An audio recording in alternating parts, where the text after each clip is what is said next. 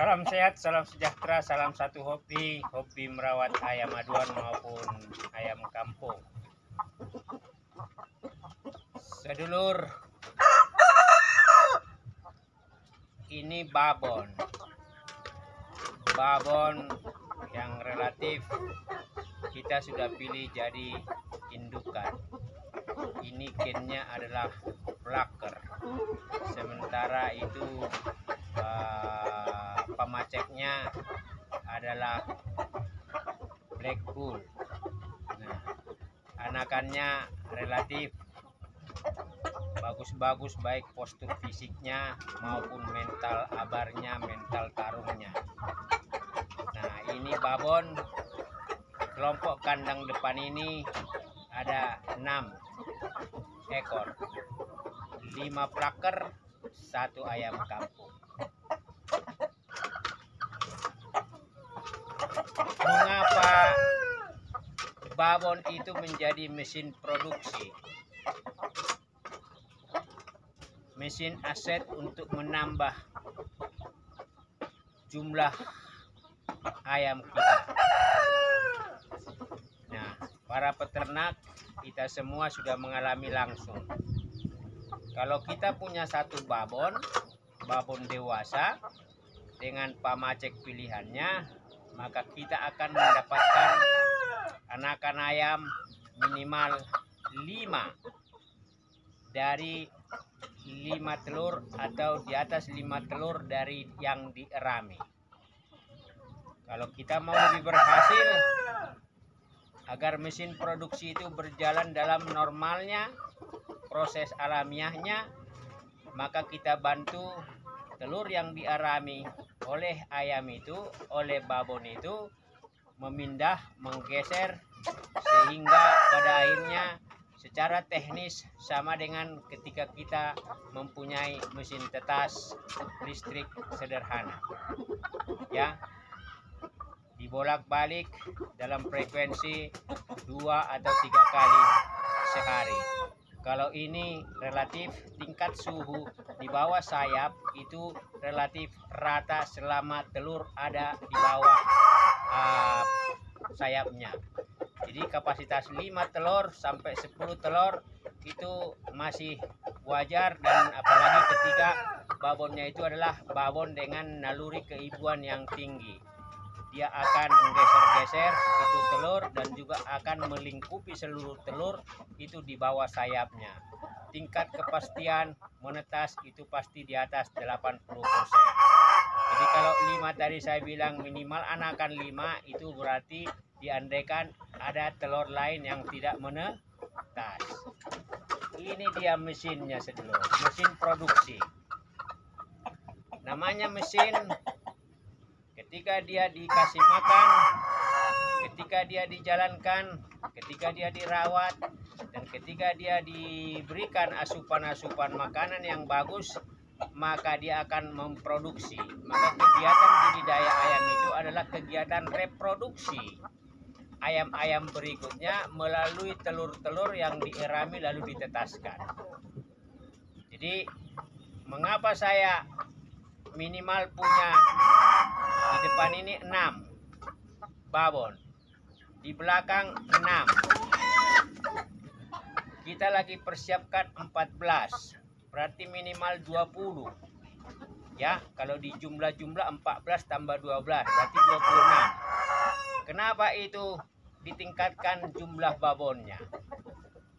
Karena secara matematis kita tahu kalau jumlah babonnya itu banyak, berarti jumlah telurnya banyak. Nah, ini berarti artinya apa? Kalau jumlah telur banyak, itu berarti aktiva lancar kita udah bertambah. Telur bisa langsung dijual. Kalau seandainya kita hanya sekian persen dari populasi telur, itu kita tetaskan. Jadi sudah memutar roda cash flow dari kegiatan budidaya itu.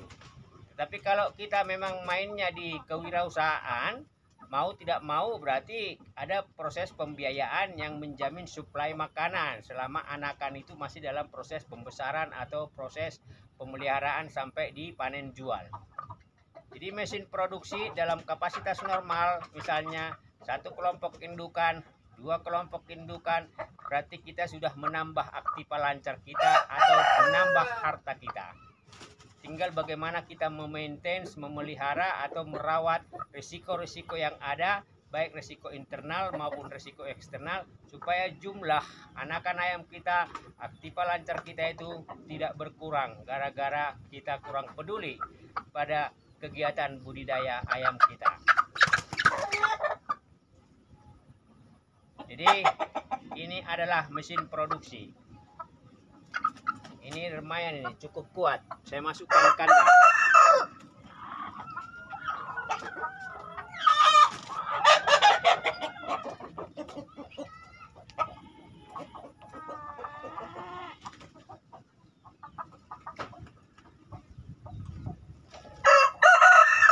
Berarti artinya apa? Mesin produksi implikasinya adalah beban biaya. Kalau mesin produksi berjalan berarti biaya berjalan. Apa biaya dari kelompok indukan kita? Berarti pakan. Ya. Nah, pakan pabrikan kita bisa boncos. Memanfaatkan limbah rumah tangga akan mengurangi biaya-biaya itu. Jadi kalau kegiatan budidaya skala rumahan berarti 60%, 70% itu pakannya dari limbah-limbah rumah tangga atau tergantung kreativitas dari si peternak. Kalau saya punya 20 babon, berarti saya harus berpikir tadi biaya. Kenapa? Antara aktiva lancar berarti harus ada pembiayaan lancar. Jadi supaya saya tidak boncos dalam budidaya ini, itu makanya saya buat bank pakan.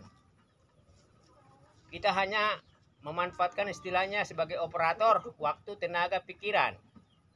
Sisanya adalah kita memanfaatkan sumber bahan baku dari pasar, limbah. Dan ketika saya punya mesin produksi sekitar 20 babon, maka kandang ini saya akan persiapkan. Nih.